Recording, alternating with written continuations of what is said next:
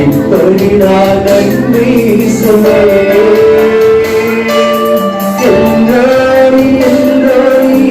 என்னையும் கண்டீரே, எப்படி நான் நன்றி சொல்வேன்.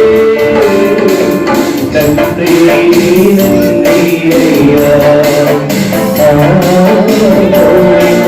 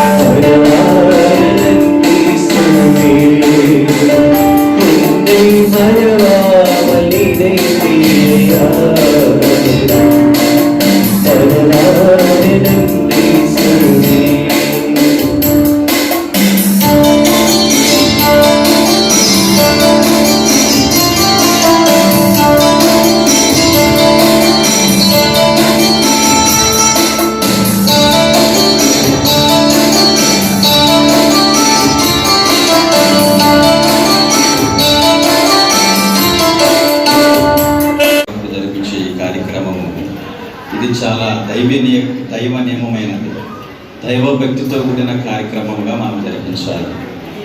ఎందుకంటే ప్రియులారా, సుధారాణి గారి ఇప్పుడు అడుగుపెట్టిన దశ యవన దశ. 4 దశలు ఉన్నాయి, 4 ప్రాయాలు ఉన్నాయి. బాల్య ప్రాయము, యవన ప్రాయము, నడి ప్రాయము, వృద్ధాప్రాయము. ఈ 4 ప్రాయాలలో ఇప్పుడు సుధారాణి గారు అడుగుపెట్టిన ప్రాయము యవన ప్రాయం. ఈ యవన ప్రాయం గురించి పరిశుద్ధ గ్రంథంలో నుండి దేవుని వాక్యాలు మనం నేర్చుకోవాలని చాలా ఉన్నాయి. ఇప్పుడు సమయం లేదు. మరి తాతగారు బలంగా ముందు పెట్టున్నాడు. మరి బలమైన వస్త్రాలు తీసుకొచ్చి పెట్టారు, బంగారం అవన్నీ ధరించాలని ఆశిస్తున్నారు. కాబట్టి నేను 10 నిమిషాలు మాత్రం వాక్యం చెప్పి ముగించిన తర్వాత మిగతా కార్యక్రమాలు మనం జరిపించుకోవచ్చు. మరి యవన ప్రాయము అనేది పరిశుద్ధ గ్రంథంలో నుండి మనం కొన్ని మాటలు మాత్రము దేవుని లేఖనాలను మనం చూసుకుందాం. కీర్తనకారుడైన దావీదు 119వ అధ్యాయము 9వ వచనములో చక్కగా రాస్తూ ఉన్నాడు. అక్కడ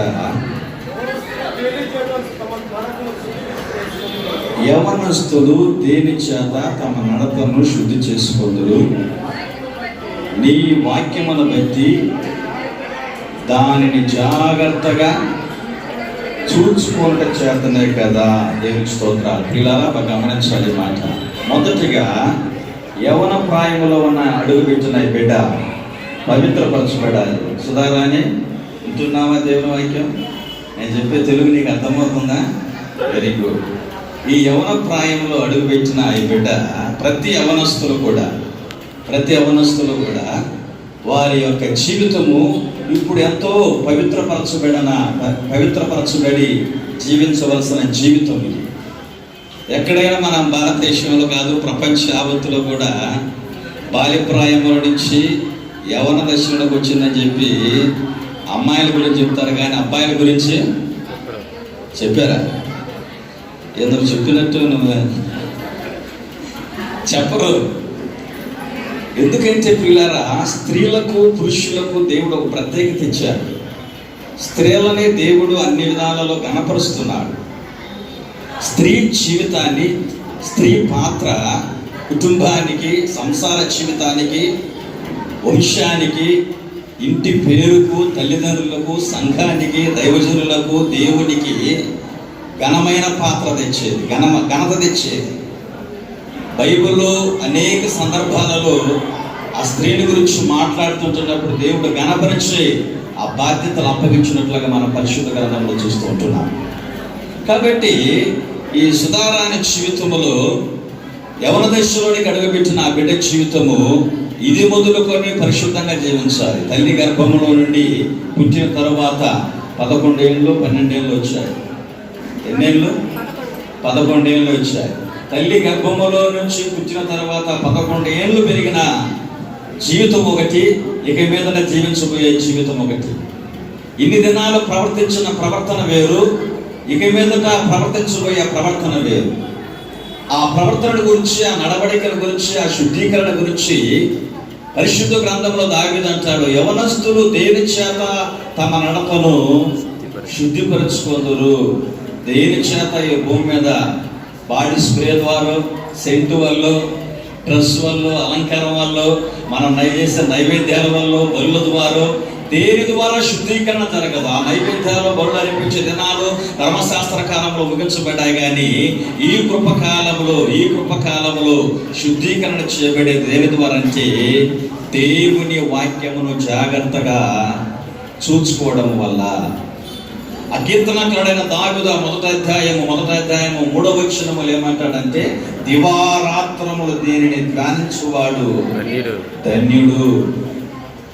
రెండవది ఏమంటాడు అక్కడ, అతడు నీటి కాలువన, అతడు అనే దాని బదులు సుధారాణి నీటి కాలువన ఓరణ నాటబడి ఆకు వాడక తన కాలమందు ఫలమిచ్చు చెట్టు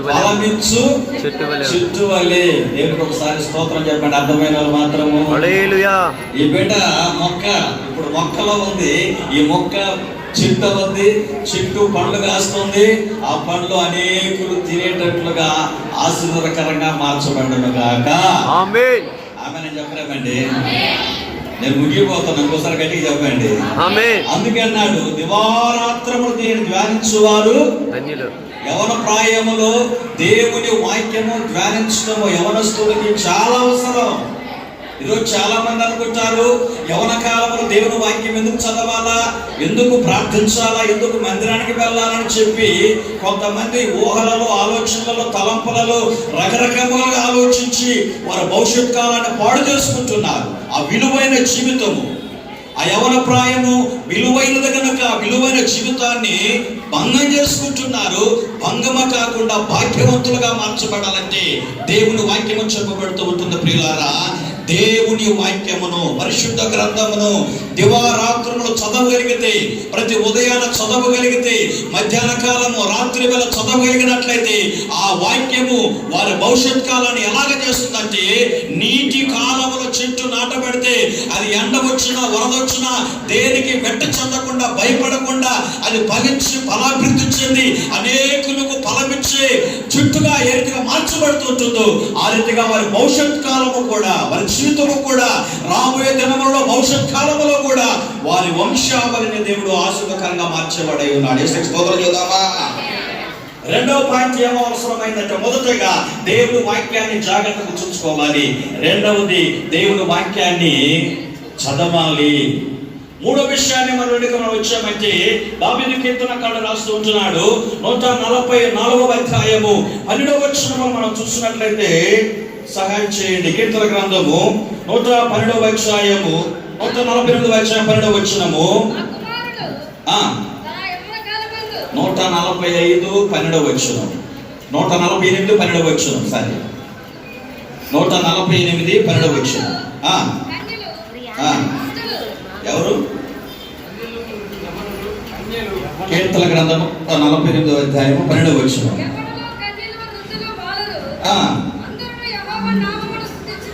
చాలమ్మా, ఏం చేయాలంటే రెండవది స్తుతించాలి, దేవునిని స్తుతించాలి. యవ్వనులు సరే, బాలురు సరే, వృద్ధులు సరే, 50 మందిని కలిసి అక్కడ కీర్తనకారుడు రాస్తున్నాడు. మూడవది దేవుని స్తుతించాలి. ఉదయకాలం వేసిన వెంటనే ఏం చేయాలా? దేవుని స్తోత్రాలు చెప్పాలి, స్తుతించాలి. ఆరాధనకు వెళ్ళినప్పుడు, మందిరానికి వెళ్ళినప్పుడు మన జీవితంలో ప్రతిదానికి దేవునికి స్తుతి చెల్లించాలి. బాల్య ప్రారంభం నుంచి ఎవరిలోకి వచ్చినా ఎప్పుడైనా బయట తల్లిదండ్రులు కూడా ఏం చేయాలంటే దేవుని స్తుతించాలి, మహిమపరచాలి. ఎఫెసీయులకు రాసిన పత్రిక అందుకే రాస్తాడు, తల్లిదండ్రులారా మీ పిల్లలను ఒక కోపం రేపకుండా, వారిని గద్దించకుండా, లేకుంటే వాళ్ళని భయం పెట్టేటట్టు చేయకుండా, ప్రేమతో, దయతో, కనికరమతో వాళ్ళని ఏం చేయాలంటే ప్రభు శిక్షలోను. మనం చిన్నపిల్లటప్పుడు భోజనం పెట్టేటప్పుడు చిన్నపిల్లగా ఉంటారనుకోండి, అప్పుడు ఆనందం ఇచ్చినప్పుడు అదిగో పులి వచ్చింది, పాము వచ్చిందని చెప్పి అన్నం పెడతామా? అరే చందమామ చూడు ఎట్టున్నాడు, అలాగే చూడు, నక్షత్రాలు చూడు. ఇలాగా ప్రేమతో మనం ఏ రీతిగా వారికి భోజనం పెడతామో ఆ రీతిగా ప్రేమతో వారిని దేవుని ఉపదేశములోను, దేవుని శిక్షలోను వారిని పెంచవలసిన బాధ్యత మన మీద ఉన్నది. అందుకంటే కీర్తనకారుడు, నీ యవ్వనులు సరే, వృద్ధులు సరే, బాలులు సరే దేవుడిని ఏం చేయాలంట? స్తుతించాలి. ఆ కీర్తన గ్రంథం 144వ అధ్యాయము, కీర్తన గ్రంథం 140వ అధ్యాయములో మనం చూసినట్లయితే 14వ వచనం రాయబడుతుంటుంది, మా కుమార్తెలు ఏం చెప్పబడిందంట? మా కుమారులు తమ యవన కాలం మంది ఎదిగిన కుమారుల గురించి కుమార్తెలు కూడా చెబుతున్నాడు. కుమారులేమో యవన కాలంలో ఎదిగిన మొక్కలు అన్నాడు. మా కుమార్తెలు నగరమునకు చెక్కబడిన మూల కంభము వలె. మొక్కలు, కంబములు. పురుషులేమో దేంతో కొలుస్తున్నాడంటే మొక్కలతో కొలుస్తున్నాడు. అంటే ఇది ఈ మొక్క పెరుగుతుంది, వాడిపోతుంది, రాలిపోతుంది, పెరగవచ్చు, లేకుంటే రాలిపోవచ్చు, మనకు తెలియదు. కానీ అయితే కుమార్తెల గురించి ఏమంటున్నాడు? మా కుమార్తెలు రాజనగరమునకు చెక్కబడిన మూల కంభము. కంభము అనేది ఒక స్థిరత్వం గురించి మాట్లాడుతూ ఉంటుంది. ఈ కంభం ఒక బిల్డింగ్కి 4 పిల్లర్లు ఎంత అవసరమో, ఒక కుటుంబం కట్టబడటానికి కూడా 4 గుణలక్షణాలు అవసరమై ఉంటున్నాయి. దేవునికి స్తోత్రం చేద్దామా? అందుకే దావీదు కీర్తనకు రాస్తాడు, మా కుమార్తెలు నగరమునకు చెక్కబడిన గుమ్మముల వలె ఉన్నారు. అంటే ఈ బిడ్డ రాబోయే దినములలో తన వంశావళికి, కుటుంబానికి ఒక మంచి గుమ్మము వలె దేవుడు స్థిరపరచాలి ఆ బిడ్డని. హల్లెలూయా. ఒక కుటుంబానికి ఒక గుమ్మము వలె ఆ బిడ్డ ఒక భవిష్యత్ కాలము ఒక ఆశీర్వాదకరంగా ఉండాలి.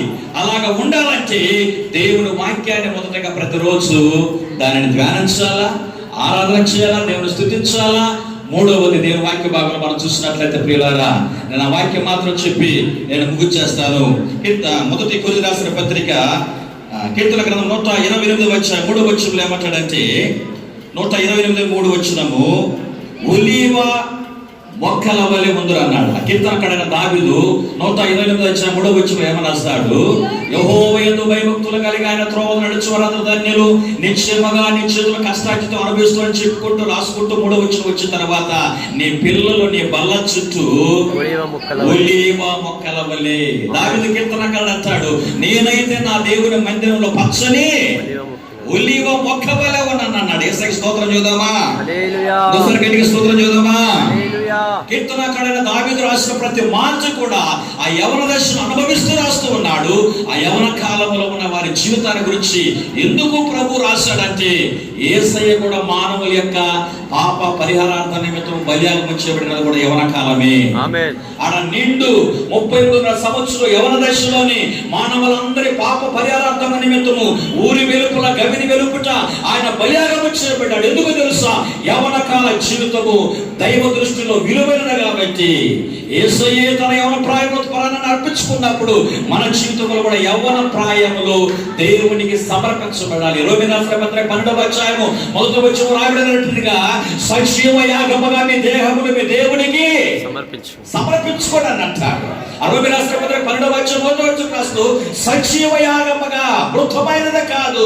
యవ్వన దశలో ఉన్నప్పుడే, చేతికి కర్ర రాకమునిపే, కన్ను దృష్టి పోకమునిపే, నీ వృతాపాయం రాకమునిపే, నీ కాలు చేతులు బలహీనత పరచబడక మునిపే యవన కాలంలోనే నీ జీవితము బహు విలువైనది కాబట్టి విలువైన యేసు ప్రభు చేతిలో మన జీవితాన్ని పెట్టామంటే ఆయన నగరానికి చెక్కబడిన గుమ్మము వలె మన కుటుంబాలను దేవుడు స్థిరపరుస్తాడు. సుధారాణి యొక్క జీవితము కూడా భవిష్యత్ కాలంలో ఆవిడ యొక్క జీవితము నగరానికి చెక్కబడిన గుమ్మములను, మందిరంలో నాటబడిన ఒలివ మొక్క వలను, నీటి కాలంలో నాటబడిన చెట్టు వలను ఈ బిడ్డ ఫలించి అభివృద్ధి పొంది దైవ కృపలు ఎదుగునగాక. ఆమేన్. గీత బృందం ఉన్నారు, చక్కగా వాయించుకుంటారు. రవితేజ రాజా బ్రదర్ పాటలు పాడుతూ ఉంటారు. అవి తీసుకొని వెళ్ళిన తర్వాత బట్టలు కట్టుకుని వచ్చిన తర్వాత పాటలు పాడుతుంటారు. ఆ తర్వాత రిసెప్షన్ పరాలు ఉంచబడుతుంటారు. ప్రార్థన చేసుకున్నా. దయచేసి పరిశుద్ధమైన మా తండ్రి, మహిమా స్వరూపుడా, దయగలిగిన మా యేసయ్య, ఉన్నతమైన నీ కృపలు యథాస్థు దైవజనులు యజరన్న గారి మనవరాలను బట్టి, సుధారాన్ని బట్టి నీకు స్తోత్రాలు యేసయ్య. సుధారానికి ఇచ్చిన తల్లిదండ్రులు, నాయన కుటుంబమును బట్టి నీకు స్తోత్రాలు. ఈ బిడ్డ నా ప్రభువా బాల్య ప్రాయం నుంచి యవన దశలో అడుగు పెట్టి ఉంటుండగా ఈ యవన ప్రాయములో తన జీవితం నా ప్రభువా నీ లేఖనముల ద్వారా, నీ ఉపదేశముల ద్వారా, నీ క్రమశిక్షణ ద్వారా పరిశుద్ధాత్మదేవ ఈ బిడ్డ నీ కృపలో దయలో మెరుగుటకు నువ్వు సహాయం చేయండి. దేవుని దయలోను మనుషుల దయలోను ఈ బిడ్డను మీరు అభివృద్ధి పరచండి. పరలోక సంబంధమైన జ్ఞానముతో మీరు అభిషేకించండి నా ప్రభువా. భూ సంబంధమైన ప్రతి అజ్ఞానాన్ని మీరు తొలగించమని పరలోక సంబంధమైన జ్ఞానముతో మీరు అభిషేకించండి. ఇదిగో తన తాతగా అవమ్మ గారి కుటుంబం ద్వారా తీసుకుని వచ్చిన ఈ వస్తువులన్నింటిని బట్టి మీకు స్తోత్రాలయ్యా.